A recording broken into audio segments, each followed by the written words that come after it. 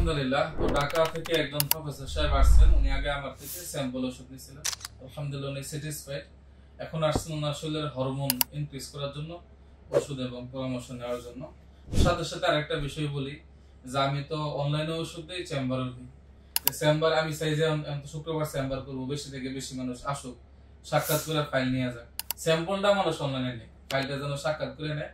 তাহলে চেম্বারে এসে ফাইল নিলে কি লাভ হবে এটা দেখানোর জন্য। এটা হলো চেম্বারে আসলে পাবেন 7,000 টাকা যে জিএপি ফাইলটা, এটাই আপনারা এটা দেখতে পাবেন। এটাই আমি বলে দিচ্ছি যাতায়াত ভাড়া হিসাবে 500 থেকে 2,000 টাকা সার্ভার। দূর থেকে যারা পাবে 1,000, চট্টগ্রাম থেকে যারা অনেক দূর থেকে আসবে এরকম 2,000 টাকা ভাড়া হিসাবে ছাড় দিয়ে দেবে। আর যদি সাক্ষী দেয়, যারা স্যাম্পল খাইছে এসে সাক্ষী দেয়, আমি তো সব সাক্ষী ভিডিও ছাড়ি না, সব গুগল ড্রাইভে রেখে দিই। আর কিছু মন চাইলে ফেসবুক ভিডিও করি, আর এত প্রয়োজন হয় না। যেহেতু ফ্রি স্যাম্পল দেয় না, সাক্ষীর কি দরকার? ফ্রি নেই, মানুষ যাচাই করতে পারে।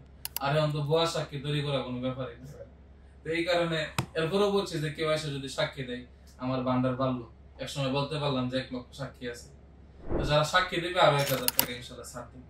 আর শুক্রবার আসলে সাক্ষী দিলে তো ইনশাল্লাহ ভিডিও হবে, আমি যেতে থাকবো।